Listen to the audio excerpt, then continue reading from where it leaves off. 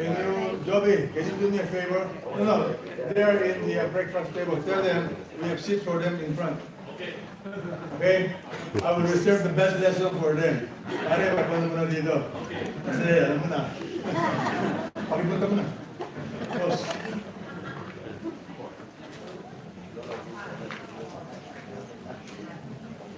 Okay. Good morning. Good morning. Have you enjoyed your stay so far in Jerusalem? Yes. You know, I'm so glad many of our guides are here, okay? Will you please stand up, our beloved guides? Who are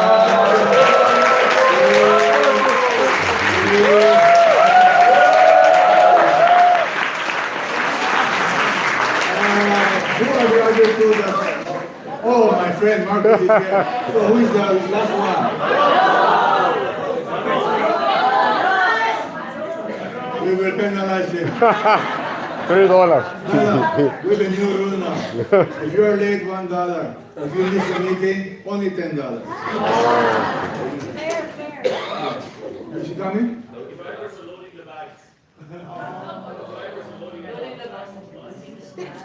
Loading the bags. Drivers, can we not, can you fix up that problem, brother? I don't know how the big boss, Inon, do you know the boss here also? Inon, say hi to them.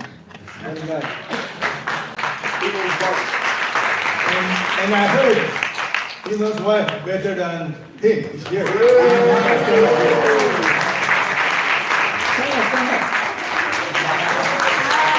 She's going to visit the Philippines. One thing the Philippines is better. What? Tell me. What are we better in? Mango! On top of mango, what else? Woman, girls. Women? No, we are very good in hospitality. We are very good in Christian love. Hindi nyo kapahiyan, ha? Now, what will happen to this country before we leave it? I know these are issues in your mind. What will happen to them? Well, I will share with you from the Bible. Everybody, let's be together. I say that God has not rejected his people as he may never be. For I too am an Israelite, a descendant of Abraham, of the tribe of Benjamin. God has not rejected his people whom he foreknew. Paul is talking about the Jewish people. But what is he saying? If you read the book of Romans, when you come to chapter 11, it talks about how God is going to deal with the Jewish people. In the same way then, let's read this together. In the same way then, there has also come to be at the present time. Remnant, Tagalog is retaso. Natira. A remnant, meaning not many. A remnant. According to God's gracious choice. But if it is by grace, it is no longer on the But basis it is of by works. grace. It is no longer on the basis of works. Otherwise, grace is no longer grace. In other words, when God does something, you have to understand, like the fact that he chose you, it's by grace. Amen. God is not obligated to save everybody. Let me repeat. God allows us free will to choose or not to choose him. But for us who have chosen him, you may not realize this, but God has been working in your heart to respond to him. Let me repeat. Many of us who have decided to follow Jesus, you are thinking you have chosen to follow him. But if you ask me, behind your decision, I believe it is God at work in your life. Do you agree? Yes. Just imagine, why are you here? You are not here by accident. There are millions of people in the Philippines. But you guys are here to hear the word of God. Can you imagine? Everything. It's grace. And then for you to say, I want to be baptized, it is God. Now, God keeps working. The Bible tells us God does not force you, but he says he works in your heart. There's a verse that is very scary. The Bible says, do not resist the grace of God. Some people believe in the irresistible grace of God. I don't want to complicate the Bible. God is always at work. But can you resist Him? Yes. Yes. My answer is yes and no. Yes. Yes and no. So be careful. The grace of God, He does not force people to believe Him. He wants you to believe Him. But for you to believe Him, it's also His work. Amen? Amen. So, this is about grace. Let's read, what is grace? If it is by grace, it is no longer on the basis of works. Otherwise, grace is no longer grace. Are we clear? Yes. So, you cannot obligate God to do something. Because if God is obligated to do something, it is no longer grace. It is His job. So, don't make it God's job to do something for you. It's all by grace. Now, if it is by grace, it's no longer based on works. Are we clear? Yes. So, are you a product of God's grace? Yes. Now, what will happen to this country? Let's read.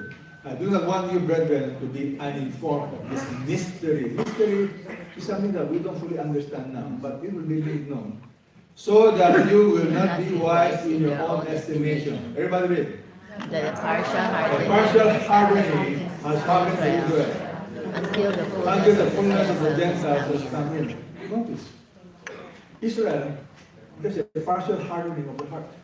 So that the Gentiles, all of us, can be included in the kingdom. God's grace. Isn't that amazing? Yes. Think about it. Now, God uses many circumstances to allow the Jewish people to be hard in heart. Now, when you went to see the Holocaust, you will not be surprised now. What Christianity, as early as a young age, they are brainwashed already to go against Christians. Did you not read the what's happening? It's all about Christians, did not do this, Christians did not do that. Yes or no? Even though not all Christians are like that, but we are labeled. For the Jewish people, they don't know distinctions. Catholics, Protestants, Lutherans, where Hitler came from, they cannot distinguish who are real Christians, who are not. They just brand us as Christians.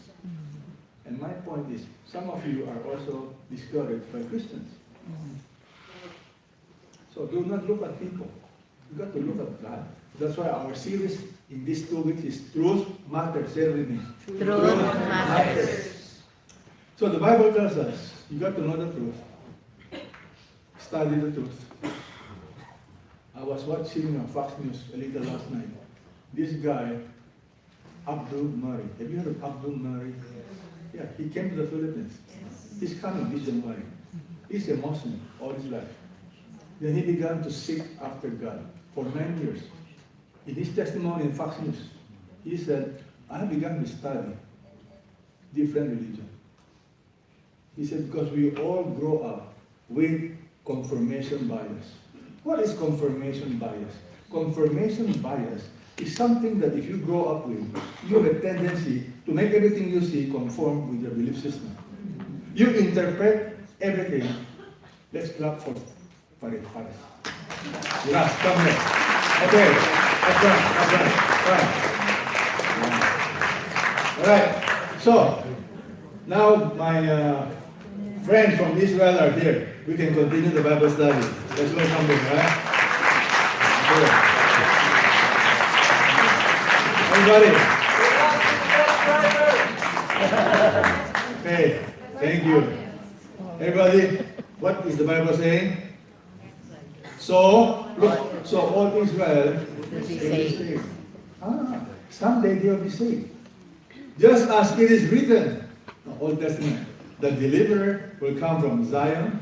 He will remove ungodliness from Jacob. Jacob is another name for Israel. That this is my covenant with them when I take away their sins. Now, how did that happen? Remember, I said when I'm in Israel, I use Old Testament. So I'll show you examples of Old Testament prophecy about Israel. Don't worry, it's not a bomb coming. Everybody, it will come about on that day, I will make Jerusalem a hated stone for all the peoples. All who live it will be severely injured, and all the nations of the earth will be gathered against it. Now, if you read the context of Zechariah chapter 12, verse 1, 2, 3, even the entire book, the Bible says, you will make God will make Jerusalem a pain in the neck. It's going to be a pain in the neck for all nations. Look at this tiny nation. Always fun news. It's always fun news, yes or no? Yes. So the whole world will eventually turn against Israel. What's this? Eventually, they'll go against Israel.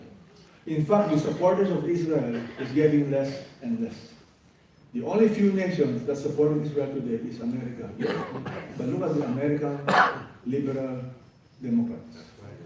They are no longer in favor of supporting Israel all the way. The previous administration did not really support Israel. Now, Donald Trump, you don't have to record this now. Maybe we can erase this part. Because I don't want to get into politics. But the truth is, you have no choice but to talk about it. It's current events, right? He was the one used by God to recognize Jerusalem as the capital of Israel. It's a pain in the neck. Jerusalem is a pain in the neck. Ask me, why are all the other nations afraid to place their capital in Jerusalem? Think about it. Of their self-interest. Remember, for years, oil is controlled by the Middle East, Arab nations. You don't have to go around and mess around with those countries. Anyway, the Bible tells us what will happen. All the nations of the earth will be gathered against it. And what will God do? And that's the time when the Jewish people will really cry for help. They'll be desperate. In that day, I will set about to destroy all the nations that come against Jerusalem. Now, if you have time, I suggest you read Zechariah 12. Okay, read the entire book, especially the last part, and you will see a description of atonement war. The Bible is very clear. They'll be standing. As someone did, the flesh will just be eaten away, the eyeballs will be eaten away. It's a description of Hiroshima. Remember? This is going to be a crazy warfare. But this is what interesting. What will happen to these people? Let's read it. I will pour out on the house of David and on the inhabitants of Jerusalem the spirit of grace and Spirit of of grace and supplication, so that they will look on me whom they have pierced. My goodness, Old Testament, the book of Zechariah. The crucifixion was not yet invented, but the Bible talks about someday. Remember, the Old Testament was translated into the Greek language around 300 BC, 200 something, okay? Before Christ. The Old Testament, the completed Old Testament is translated to the Greek Bible. It's called the Septuagint. So this is not man-made. You have it on record. Look at what the Old Testament is saying. I will pour out on the house of David, the Jewish people, and the inhabitants of Jerusalem, including my friend here, okay? All of you guys who live in Jerusalem, because you're going to be part of that dangerous territory where all the nations will fight against you. Let's read. The spirit of grace. Wow, supplication. People will become grateful. So that they will look on me, whom they have pierced. Excuse me. Who is this me? Who is speaking? Yahweh. You see the mystery of the Trinity. Here you have God speaking. And then suddenly the pronoun changed. And they will look on me, whom they have pierced.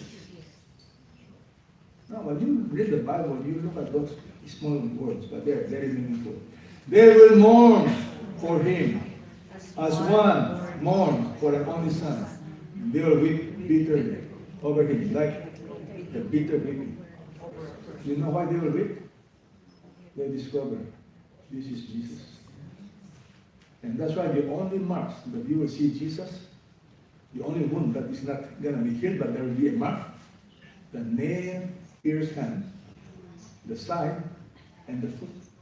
And that's how you recognize Jesus. Look. Remember when Thomas went to see Jesus? Thomas never believed in Jesus. And what did Jesus say? Thomas, come here. See, feel. Is God amazing? Yes. All right. Now, I read this to you. I don't know if you remember this. On that day, his feet will stand on the Mount of Olives. which is in front of Jerusalem, on the east, Mount of Olives, which is split in the middle from east to west by a very large valley. So that half of the mountain will be moved, and the Lord Yahweh, my God, will come, and all the Holy ones. Who are the holy ones? We. God's people. My friend, the Bible tells us you have an amazing destiny. You are going to rule with Jesus. You are going to reign with Him. I will not support that in a short while from the New Testament, but let's finish with Zechariah 14. In that day, there will be no light. The luminaries will dwindle. The Bible says the stars and the moon, the sun, they will not shine. For it will be a unique day, which is known to the Lord, neither day nor night. It will come about at evening time. There will be light. How can that be? In that day, living waters will flow out of Jerusalem, half toward the eastern sea, half toward the western sea. Now you should know geography now. What is the western sea? Mediterranean. What is the eastern sea? The Dead Sea. Aqaba. Remember that side? Dead Sea all the way down. Now, what will happen? Well, it's amazing. The Bible tells us the Lord will be king over all the earth on that day. Amen? Now, let me show you how the Bible is one integrated book. Old Testament, let's look at the New Testament, the last book of the Bible. Let's read. I saw a new heaven and a new earth. The first heaven and the first earth passed away. There is no longer any sea.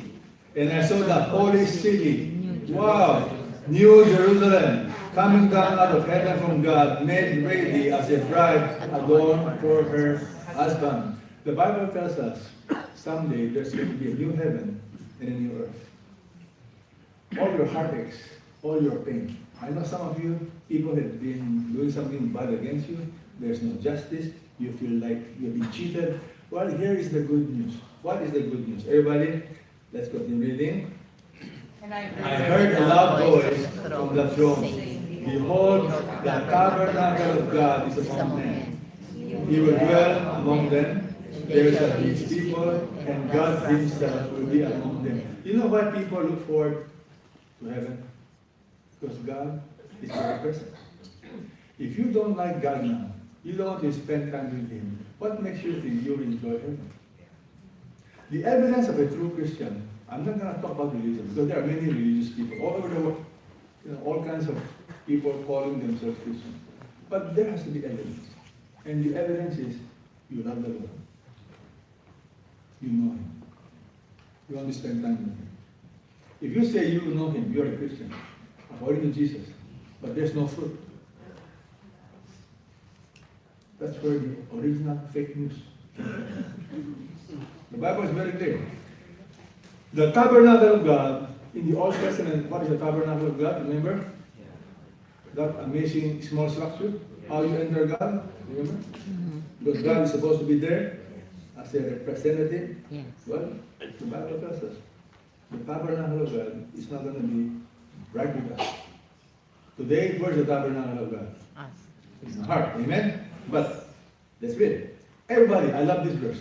And He will wipe away every tear from your eyes. And there will no longer be any death. There will no more mourning, or crying, or pain. The first things have passed away. My friend, why do people cry? Sad. They're in mourning. The Bible says on that day, God will wipe away every tear from your eyes. So does it mean some Christians will cry? Yes. You know why you will cry? Joy. Because you did not really serve Him with all your heart. You see, the best way to prove your love for God is not someday. It's now. When you are tempted, you say, Lord, I'm so tempted. But because I love you, I'll run away from temptation. That's how you show your love. Because someday you have no choice. The Bible says someday every knee will bow. Every tongue will confess Jesus is Lord. So someday there are really no choices. Because you know who He is. But today, you have a choice. Yes or no? Yes. Now the Bible says no more pain, no more crying. Are you glad You know, sometimes when I go to the gym, where's my trainer? You know,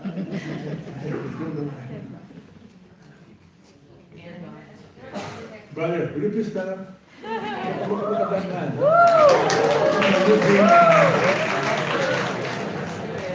But no, he's very gentle with me. He said, Pastor, slowly, Muna, slowly.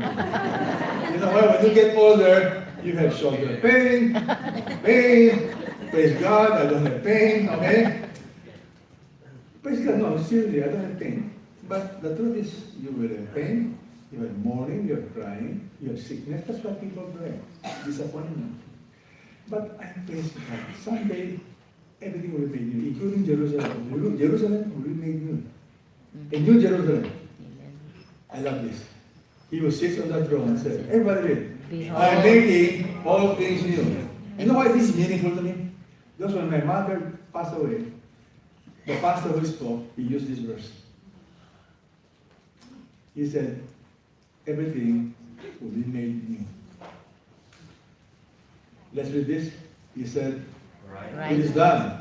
I am the Alpha and the Omega, and the beginning and the end. I'll give you the one who thirsts From the spring of the from the water, spring of the water without without force. force. I saw no temple in In it. it, for the Notice, Lord no more God, temple. For the Lord God, the the Almighty, Almighty, and the Lamb are its temple. are its temple. The mystery of the Trinity, Triunity, God the Father, God the Son, the Lamb of God. And the city has no need of the sun or of the moon to shine. Ladies, you don't worry about sunburn. You're going to be nice. For the glory of God has illuminated, and the Lamb is the Lamb. Now, when the Bible says the Lamb, who is he talking about? Jesus, the sacrificial Lamb of God. And then, read the next verse. You have an amazing future. And they will bring the glory and the honor of the nations into it. And nothing unto him. No one who practices abomination and lying, notice lying, shall ever come into it, but only those whose names are written in the Lamb's book of life. Ladies and gentlemen, truth matters. I always ask people, is your name written in the Lamb's book of life? Your name is not written there because you donate money to the church or because you belong to this religion. You belong to that religion. Does Jesus matter? It does matter. Because truth matters. Truth is not dependent on sincerity. Truth is not dependent on majority. Truth is truth. It is important. Yes. Your names are written in the book of life when you give your life to Jesus. When you trust in Jesus, that He died on the cross for your sins. Now, guys, look at me. Did Jesus die on the cross for your sins? Yes. Did He die for the sins of the Jews? Yes. Did He die for the sins of the Arabs? Yes. Did He die for the sins of the Filipinos? Yes. Now, if He died for all of us, how come many will not receive Him? Human heart. That's the nature of humanity. Somebody did an experiment in Korea. They came up with fish. Free. And free. Do you know, not many will take it? Because they always have suspicion. Free fish. Why free? Maybe it's rotten. So when God offers us free, salvation is free. He paid for it. Many people are suspicious. Because in your life, you don't experience something free. How can something be free? We all want to earn our salvation, right? You want to do good works, you want to be good in order to go to heaven. That's wonderful. Be good. But it will never be enough. You need Jesus. I love this. No longer will there be any light. They will not have need of the light of the lamp, nor the light of the sun, because the Lord God will illumine them, and they will reign, everybody reign. Forever And ever. Isn't that wonderful? Who will reign forever and ever? No. Us. They. Who is this they? Us. Can you tell your neighbor, you will reign. You will reign. Okay. You will reign. But you know this?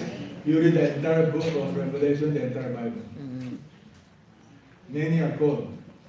But You are chosen. Friends, don't take your blessings for granted. I don't want to miss out on God's best for my life. So, let's put Jesus Christ first place in our lives. Amen? Amen. You know what he promised? The last few verses of the entire Bible. The last. Let's read. Behold, I'm coming quickly, and my reward is with me, to to render render to every man according to what he has done. I'm I the am the Alpha Alpha and and the Omega, Omega, the first and the last, the the beginning and the end. Who is speaking? Now, who alone can claim to be I'm the Alpha and the Omega? The beginning and the end. Who? God. God. If Jesus is not God, what is he talking about? Have you thought about it? But the most amazing thing is Jesus said, I'm coming quickly, my reward is with me. Do you believe God is a rewarder? Yes. No, really. Satan has so deceived us that you think God is a cosmic KJ. You think God wants you to be miserable. Can I tell you something on the contrary? But God wants you to know there's no happiness apart from Him. So what you need to do is put God first in your life. Look at what He said. I'm coming quickly and my reward is With me. Now, what are those rewards? Start the Bible. Do you believe God loves you? Yes. Salvation is free, yes or no? Yes. But rewards are not free.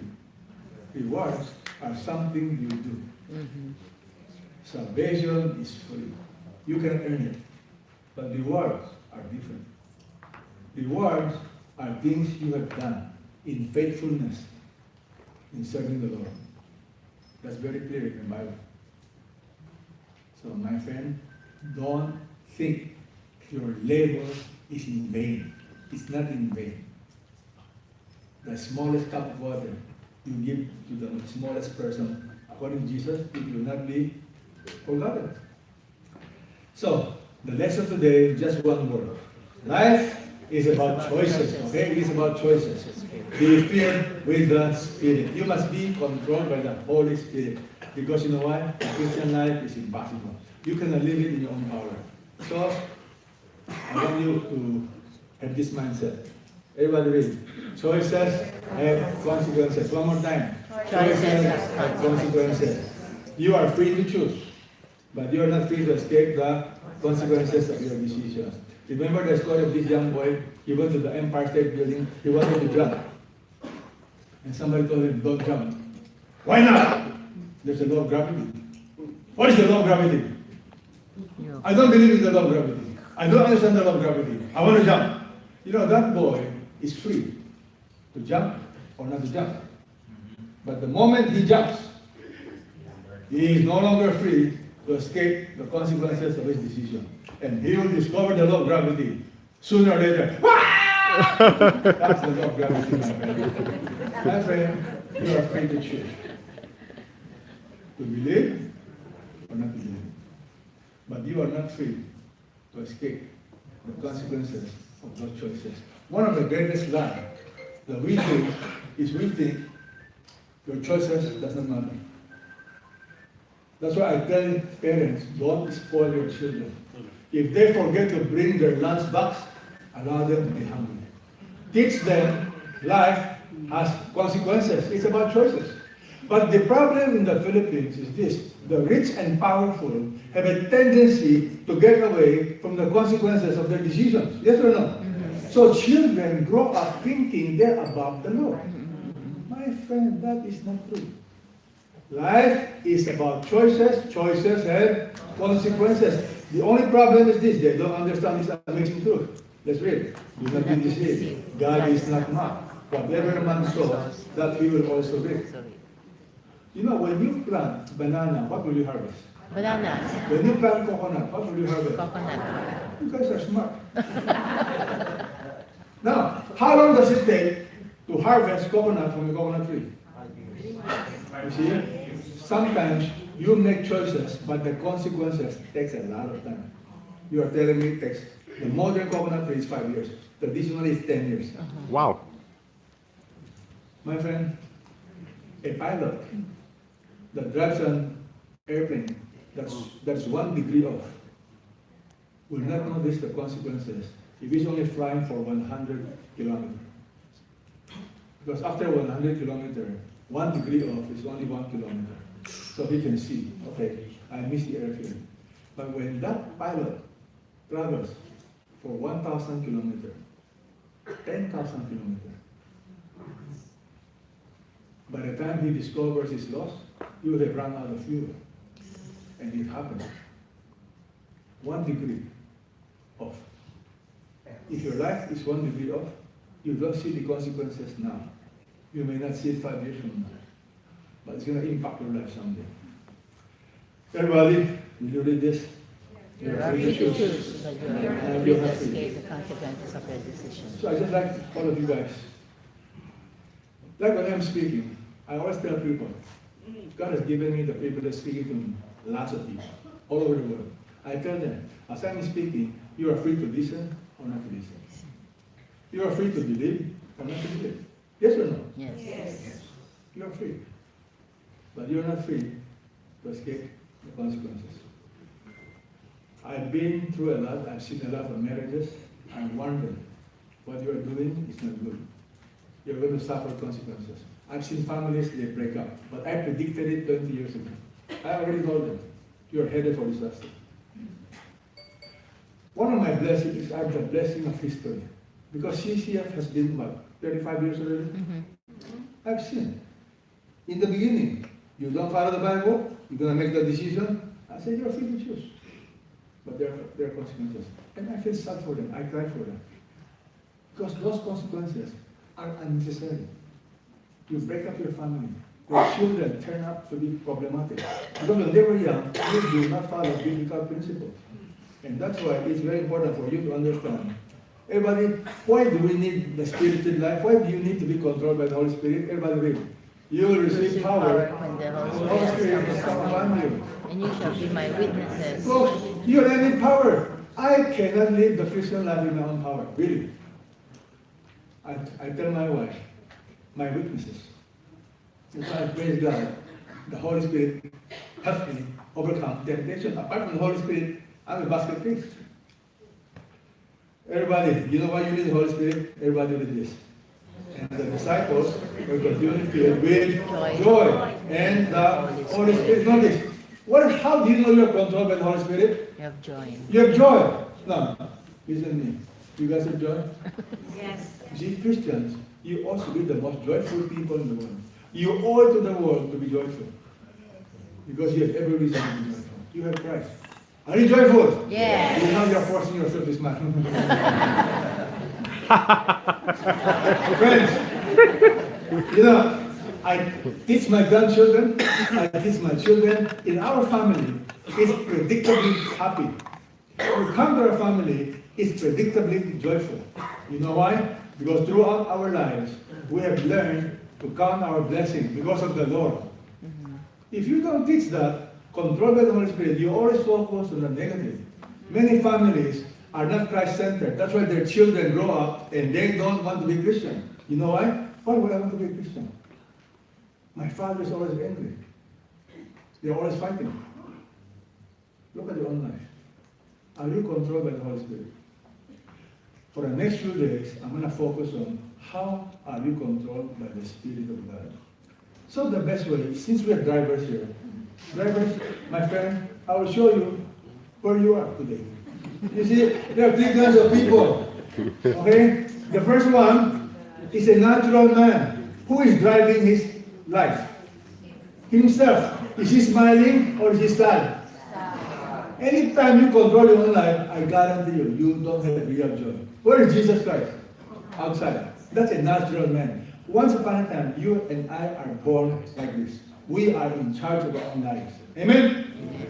Second, carnal. He is a Christian. Christ is inside, but Christ is not driving his life. You know why? Christ is a passenger. He tells Christ what to do. Even though he calls him Lord, but he's driving. Lord, where shall we go? I will go where I want to go. You are driving your life. Result, happy or miserable? Miserable. More miserable. This guy is more miserable than the natural man. You see, I made his face more miserable. Christian, you cannot really be happy if you control your life. You know why the Holy Spirit tells you you are wrong. That's wrong. I have never seen a real Christian who fall into sin and is joyful. I speak for myself. I know. I've fallen into sin. And I tell you, I lost the joy. I don't want to be in that status, that state. I don't like. I like to walk in the Spirit. Amen? Amen. I don't want to miss the joy of the Lord. Now this one, the Spirit-filled Christian. Who is driving his life? Christ. Christ. And where is he? Passenger. Now don't be a backseat passenger, okay? But sometimes we do, okay? I don't want to tell you what's relative of mine. Goodness. I saw her telling the husband how to drive. And I said, my goodness, this is difficult. Now, the natural man. You are a natural man. A natural man does not accept the things of the Spirit of God. That's why they don't understand. When you talk to a natural man who don't have Jesus, don't be surprised, don't be angry when they laugh at you. In fact, nothing gets into his head. You see, the natural man, okay? Now, let's talk about the spiritual man versus the man of the flesh. I'm going to expand this because of time. I got to hurry up, okay? I promise you I'll get you out of here by 9 o'clock. Amen? Amen. But there's no problem. If you're late, Jordan will always be there waiting. Let's do this together. Let's do this. I, brethren, do not speak to you as to spiritual men, but as to men of the flesh. You see? As infants. You are a baby Christian. Infants of Christ. Everybody look at me. You have Christ in you. But because Christ is not controlling you, you're acting like a spoiled brat. A baby Christian is self-centered. All she or he thinks about is himself. How many of you have babies? You grew up with babies. I mean, you have experience raising up babies. Yeah. Raise your hand. Those of you without babies, you may not fully understand, but once upon a time you're a baby. And can I tell you what you're doing? You don't care about your mommy. You don't care about your father. When you're hungry, as a baby, you cry. Right. Even though your mommy has fever, you cry. You know why? Because all you think about is yourself. And when you need attention, you cry. When you want a cell phone, you cry. Why? It's all self-centered. A carnal Christian is defeated, fruitless, no assurance of salvation. You does not allow the Holy Spirit to control your life. You are frustrated. You have no real joy. Perhaps some of you are in this status. This is a dangerous person because you cannot distinguish this man whether he's a true Christian or not. In fact, I cannot even give this person assurance of salvation because according to Jesus, by their fruit you shall know them. So is this guy a real Christian or not? I really don't know. Only God knows. Now this is his favorite expression. Let's read this.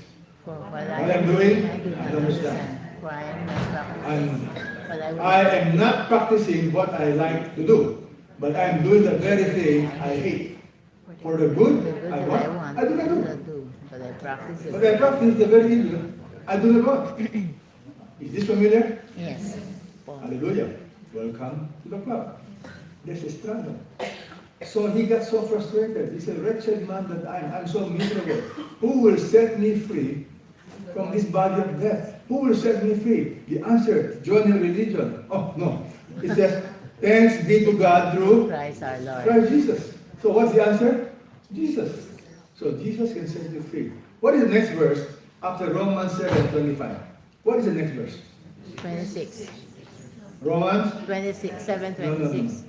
Chapter 8, verse 1. Let's read. Therefore, There is therefore now no condemnation. Notice no condemnation for those who are in Christ Jesus. Are you in Christ Jesus? yes. Praise God, no more condemnation. Why? The law of the Spirit of life has set you free from the law of sin and death. The law of the Spirit of Christ. What does that mean? Has set you free from the law of sin and death. This is the law of sin and death. I am a born sinner, and I'll keep on sinning. For example, the law of gravity. The law of gravity, is it true? Yes. Would it apply in Israel? Yes. Are you sure? Yes. Correct. Law of gravity, is it true in the Philippines? Yes. Yes. The law of sin, you'll keep on sinning. What will overcome the law of gravity? What will make an airplane fly? What will make a bird fly? Another law. The law of aerodynamics. The law of aerodynamics will overcome the law of gravity. The law of gravity is not suspended, except the law of aerodynamics will allow a plane to fly. Once you have the Holy Spirit, the law of sin is still there. The temptation is still there. But you are able to overcome sin because of the Holy Spirit. And my friend, I want you to learn how to overcome sin by allowing the Holy Spirit to control your life. This is the picture. The Holy Spirit is driving your life. You are spirit-filled. Jesus is in control of your life. That's why the Bible gives you a command. What's the command? Everybody, don't get drunk with wine. For it's a waste of time, dissipation. You are destroying your life. But be filled, be controlled. Alright? So life is about choices. I still have 7 minutes to go. Now, do you want a fast Bible study? No. No? Alright. Let's do this. I've been crucified with Christ. No longer I will live, but Christ lives in me. That, my friend, is the secret of thy spirit-filled life. It says, everybody, walk by the Spirit, and you will not carry out the desire of the flesh. Let me repeat. Walk by the Spirit, and you will not carry out The desire of the flesh. the desire of the flesh is the old nature. Is temptation real? Yes. What is the next verse after 5:16? 5:17. 5:17, okay? That's why you need to read the Bible, okay? Let's read. The flesh sets its desire against the spirit, and the spirit against the flesh. So, temptation is not a sin. You will be tempted. But what do you do with it? The flesh sets its desire against the spirit against the flesh. So what must you do? Walk by the Spirit, and you will not carry out the desire of that flesh. As we close, because my friends are here and they won't hear this anymore, I just have to give this amazing choice that a rich man made when he was young. It's in the Bible. You know, the Bible tells us, everybody read now. There was a rich man, and he habitually dressed in purple and fine linen. Those you living in splendor every day. And a poor man named Lazarus was laid at his gate, covered with sores. As of now, you want to be the rich man or the poor man? Poor rich man. You know, I want you to be normal, and I want you to pretend you don't know the next verses. As of this verse, as of Luke 16, 19, and 20, you want to be the rich man or the poor man? Rich man. Raise your hand, those who want to be the rich man. Of course I want to be the rich man. If you want to be a poor man, I will bring you to the psychiatric department. Okay? Are we clear? Yes. Now, the Bible tells us what happened to the rich man. Nothing wrong with being rich. Abraham was rich. David was rich. Solomon was rich. The poor man died. And the rich man also died. My friend, as of now, you want to be the rich man or the poor man? Doesn't matter. I want to be the rich man. I want to die rich. I mean, you want to die poor? By the way, when the poor man died, it was not in the front page. When the rich man died, it's all over the newspaper. You know why people think rich men don't die? So they make a big fuss about this. Can you tell your neighbor, tell your neighbor, you too will die. You too will die. Tell your neighbor. As of now, be honest with me. You want to be the rich man or the poor man? Rich man. I'm glad you're honest. See, the rich man made choices. Nothing wrong. And the Bible tells us that's the problem. When he died in Hades, he lifted up his eyes, being in torment. He saw Abraham far away, and Lazarus, the poor man, in his bosom. And he cried out, Father Abraham, have mercy on me. Send Lazarus so that he may dip the tip of his finger in water, cool off my tongue, for I am in agony in this flame. Ladies and gentlemen, those of you who want to commit suicide, let me tell you, suicide is not the end of life. After you die, there is still life. You can feel, you can think. Look at this man. He can remember. Are we communicating? Yes. So don't ever believe that after you die, it's the end. Because after you die, if it's the end, forget religion, really. Eat, drink, be merry, because when you die, it's gone. My friend, truth matters. That is the only reason why I keep doing what I'm doing. I sincerely believe with all my heart, there is life after death. And the most important thing you need to settle is, where will you go after you die? The Egyptians, smart. They built pyramids, you know why? They care about life after death. Except it's not based on truth. Many people are sincerely wrong. Now, look at what happened here. Look at what happened here. He wanted relief. He wanted Lazarus to do something for him. Yes or no? Look at the answer from heaven. Besides all of this, everybody, between us and you, there's a great chasm fixed. So that those who wish to come over from here to you will not be able, and none may cross over from there to us. You know what this verse is saying? All your life, especially in the Philippines, you and I have been taught that after you die, you can be in a place called purgatory. Yes or no? Yes. I challenge you and I pray for you. You will never find that in the Bible. Because the Bible is very clear. It is appointed unto men to die once. After this comes judgment. The Bible is so clear that this story was given by Jesus. Jesus said, it's fixed. If you are dead, you are dead. You cannot migrate somehow. You know, we have this idea. If people pray for me, if I somehow do this, do that, somehow Elevate. the Bible is very clear. Today, you got to make your choice. Will I follow Jesus? Will I follow Jesus? But don't ever be deceived by the greatest lies of Satan, that there is reincarnation. After you die, you're in a place, and somehow there's a chance. My friend, none, except through Jesus. You read the entire Bible. That's why Jesus died for us. Why will Jesus die for you if there is another way to heaven? Think about it.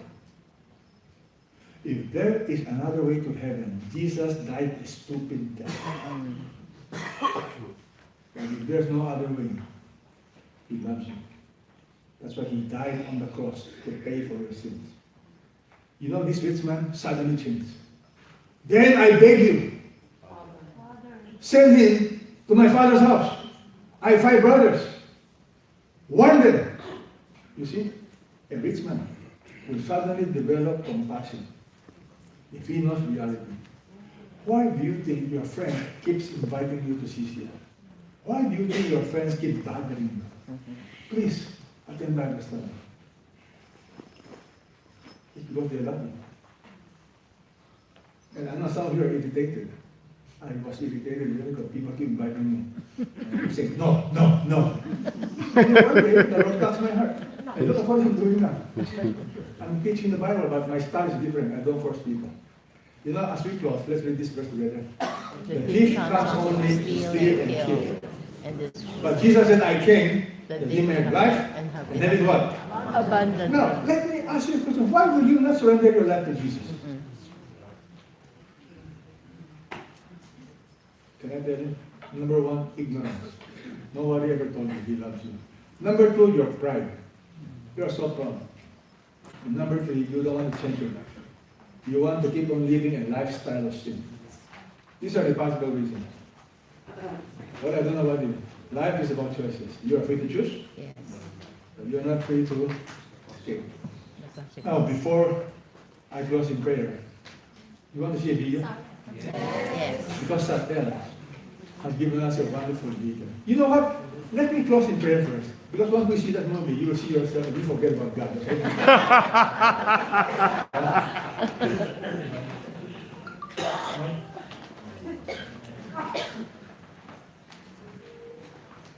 Yeah. May I request Christelle, where are you? Christelle has cancer. Come up here. I want to pray for you. You know, by the grace of God, we have prayed for many people and they've been healed by the grace of God. I'm not the one healing, but Christ is the one healing. Amen? Amen. Do you remember some of our pastors? Will. Come here. So we'll pray for you. Now, Christelle, before we pray for you, I want all of you to pray that God will touch her cancer cells and take it away. I really think only God can really get rid of cancer cells. Amen? Amen. Because chemotherapy has a way of just coming back. But before we do that, I want to pray for you that the cancer of sin in your life will be dealt with. You come to Jesus. Let's bow our heads. If you have not yet accepted Jesus as your Lord and Savior, remember, it's not about religion. I want you to pray to Jesus privately. Pray something like this. Lord Jesus, I'm not sure whether I'll go to heaven or not.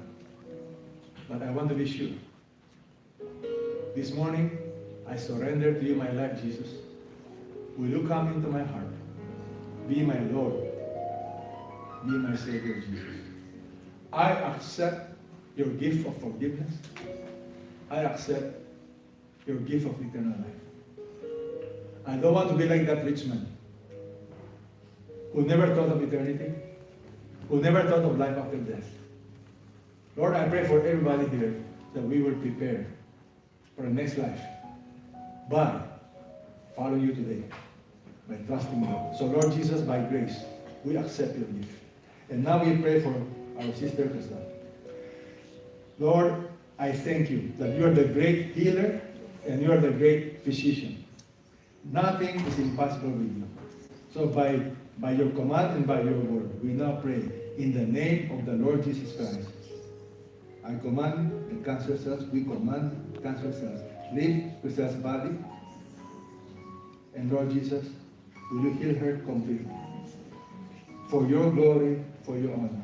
Not for our glory, but for you. So that the whole world will know that you are the Christ, the Messiah, Jesus the healer. Thank you for what you will do in the life of Crystal. I pray for her mom. I pray for her family. I pray for her daddy, that they will be drawn closer to you. And also for Crystal, that during this time, she'll be drawn closer to you. In Jesus' name we will pray. Amen. Thank you. God bless. Okay, let's short video. 1 minute video. It's a short video. Okay.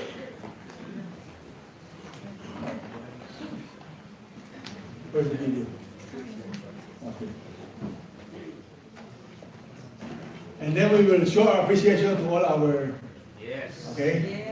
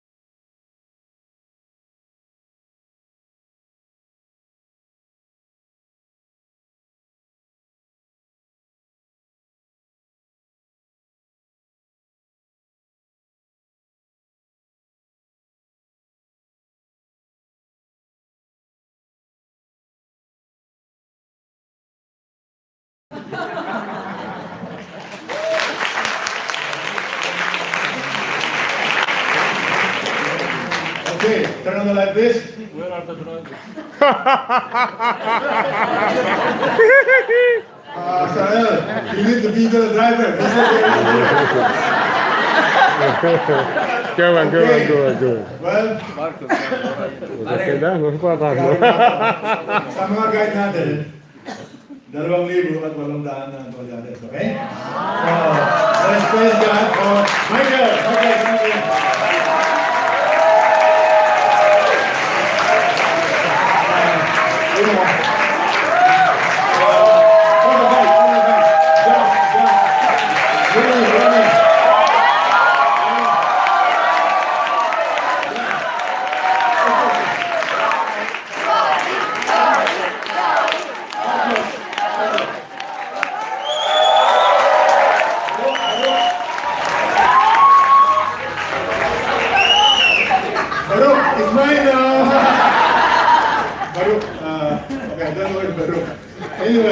we want you to know we appreciate your time, your effort. You know, these are the best people we have. Even if we don't give them anything, they will still serve you. Because they're so nice people. Are they respectful? Yeah. Extra special. No, really. We have a relationship, you know. So we want to thank God for you. Thank you. Now, let's have the driver. Photo. This photo. You want me? I'm not a guy, you know.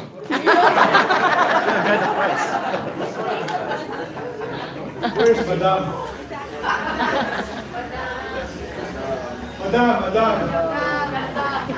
Madame is the guide of the guide.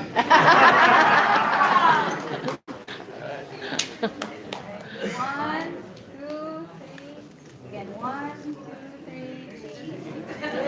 Thank you. Okay, now, please, Ras, come up here. Ras! Thank you. Stay there. And sit down.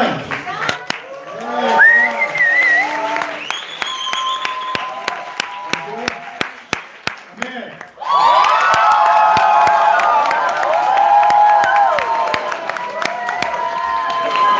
Nasri.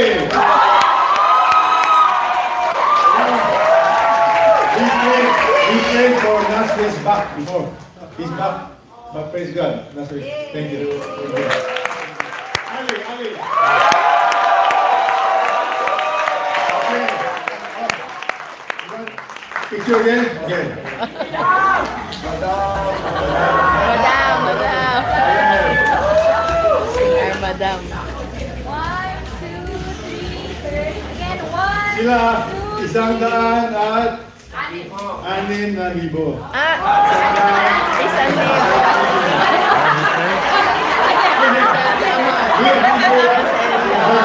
For the guide. And for the driver.